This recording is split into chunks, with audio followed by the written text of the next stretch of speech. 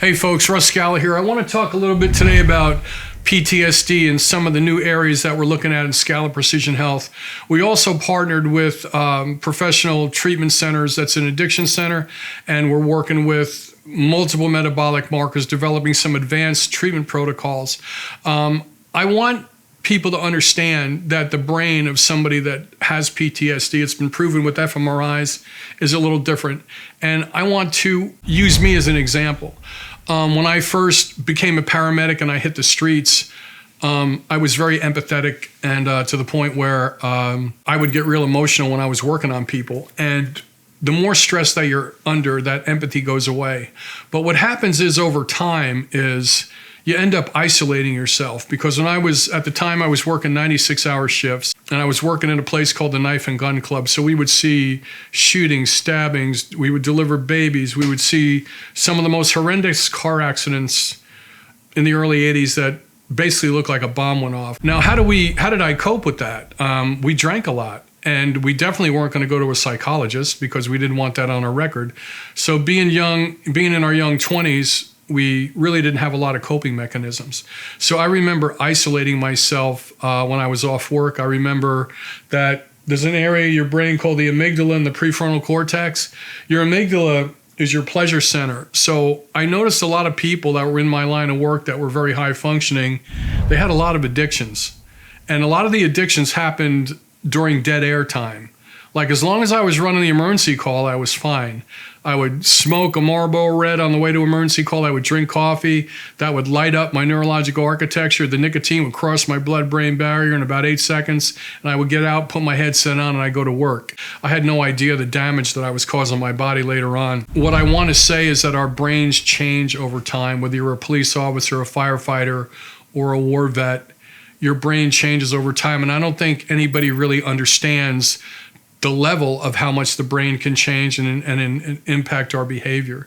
Because when we have dead air going on, we want to raise our dopamine levels. Here's dopamine hitting a pathway right here. These little red dots are signifying dopamine, and we feel good with dopamine. You can elevate your dopamine levels running emergency calls. You can actually even get addicted to being in a flight or flight response.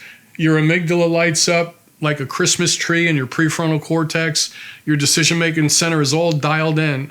When I was responding to emergency scenes, the radio cracking on, the lights, the sirens, that was all just filling my brain with dopamine levels. And then I would arrive on the scene, I would start the life-saving process with my crew, and then on my off-duty, I would drink and try to wind my brain chemistry back down. That's why my work in the addiction center, what we're developing today hasn't been done anywhere in the United States. In fact, a lot of addiction centers aren't even looking at the gut-brain connection.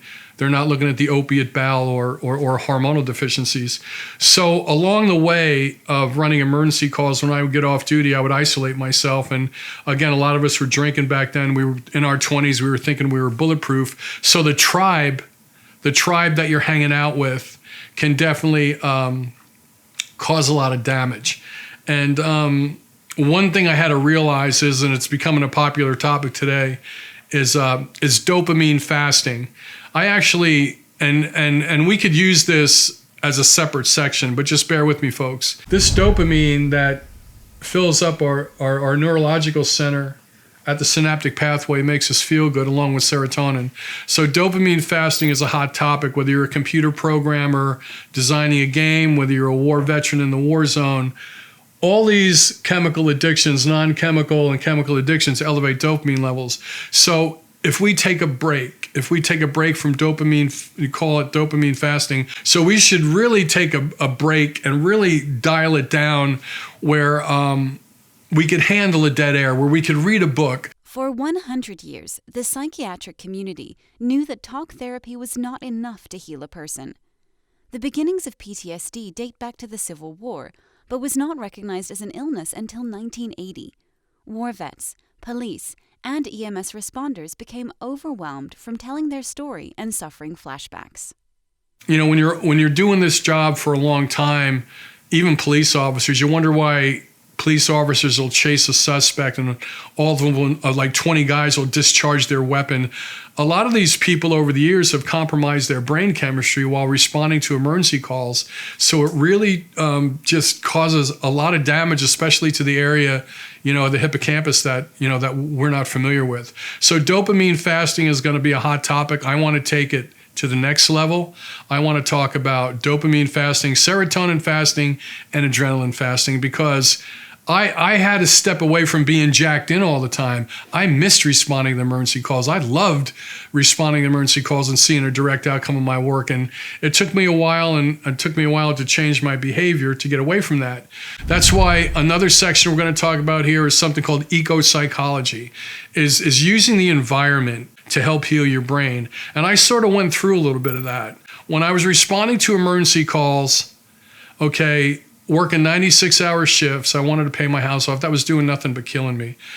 I knew that I had to step away from that, so I ended up leaving emergency work, and I went back to finish my graduate degree, and I started doing triathlons. Well, triathlons were like eco-psychology for me, because me hanging out with a group of triathletes, I rented a room out in my house to a couple of triathletes. That whole immersion in that culture was life-changing, and it was sort of an eco-psychology program for me, because I had to get out in the sun to train.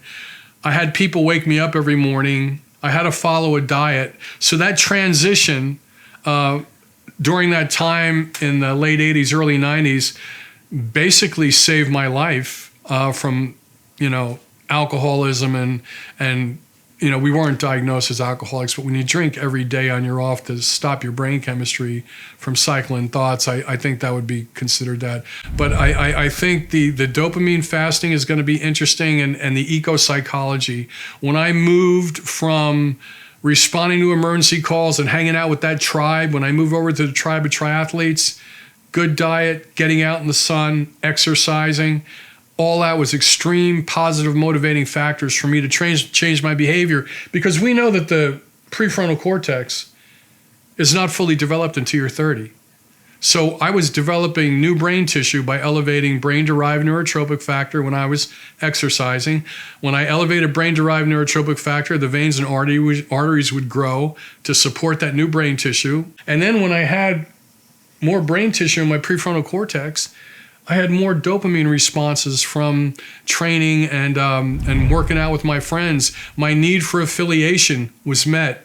I had roommates that were positive, not ex-police officers or firefighters talking about all the shit they went through the day before. I moved myself to a completely different community.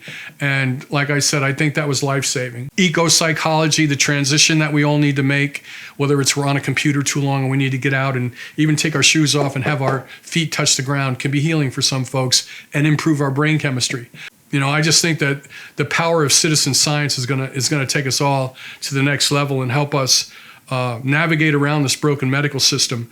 So check out Scala Precision Health, see the Russ Scala YouTube channel to take a deeper dive, and check out my book, American Biohacker, and share this information, folks. I want to try to plant seeds and have us all generate ideas together, okay? Thank you. The time is now for you to take control of your health. Everybody and every body has a story. Let us find out yours today.